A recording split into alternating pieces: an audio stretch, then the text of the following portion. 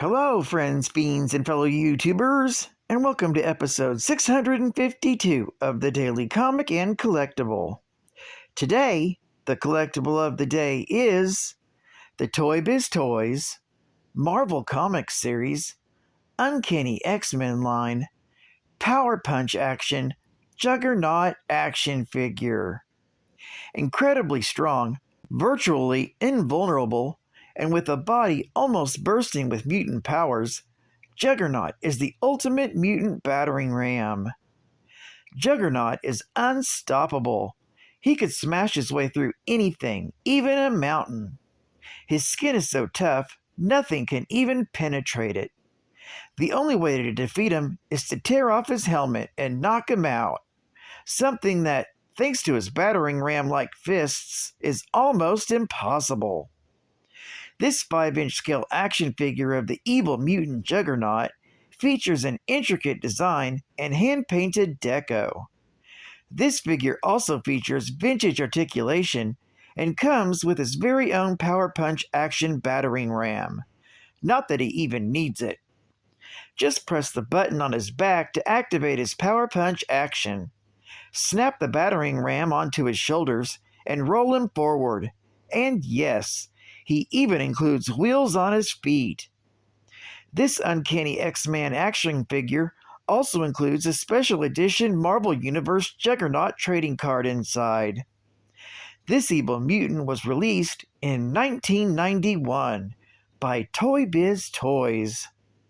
Now, the comic of the day is The Mighty Thor, Volume 1, Issue number 411, with a cover date of December 1989.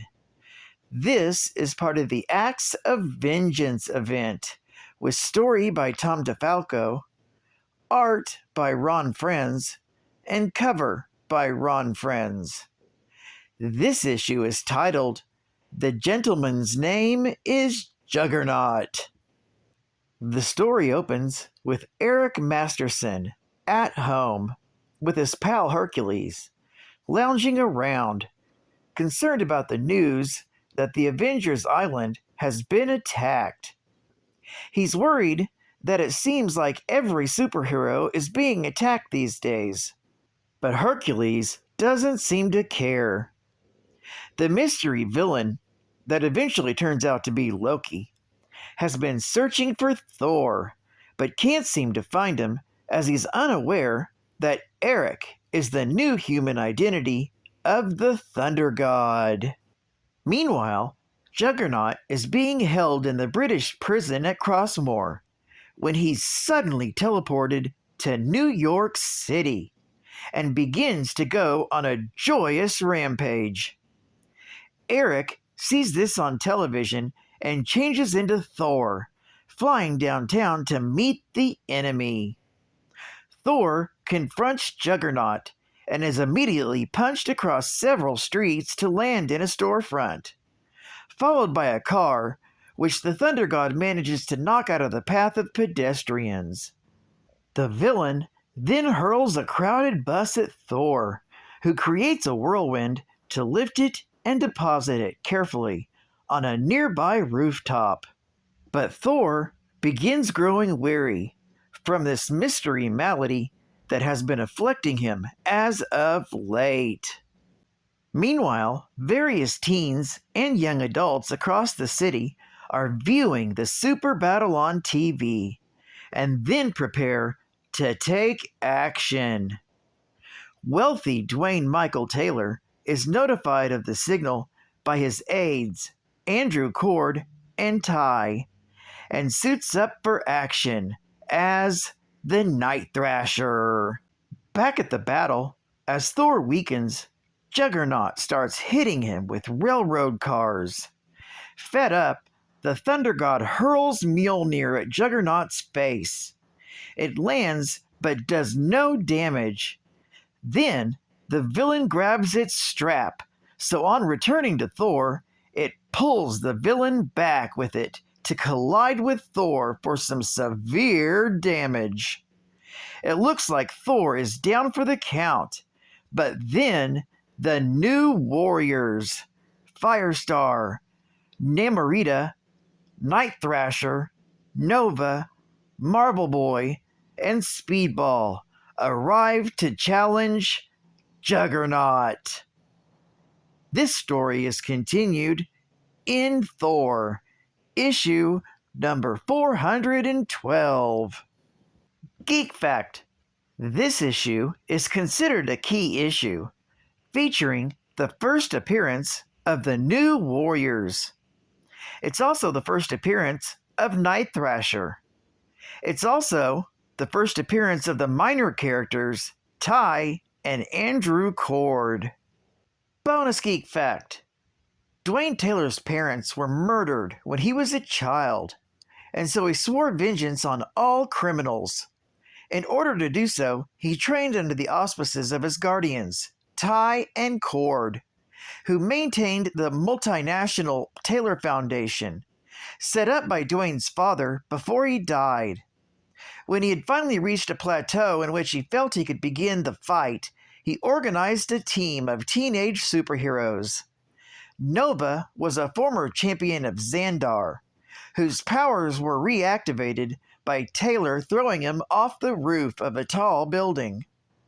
Marble Boy was the present-day version of Vance Astro of the Guardians of the Galaxy. Firestar was a former member of the Hellions. Namorita was Prince Namor's cousin, and Speedball was a teenager from Springdale, Connecticut, who had been involved in an accident at a laboratory. Their first battle was against a reformed Terrax. The team's debut and their subsequent battle with the Juggernaut solicited the interest of GeneTech, a superhuman research facility in Long Island. The company hired the Mad Thinker to research the new group of heroes to assist them in creating their own superhero team. While preserving their secret identities, the Thinker did hand over the data he had collected, which resulted in the creation of Psionex, a quintet of superhumans who were under close observation by the scientists of GeneTech. The Warriors traced the Thinker's intrusive research back to GeneTech, but were summarily contained by Psionex, who then took the opportunity to turn on GeneTech.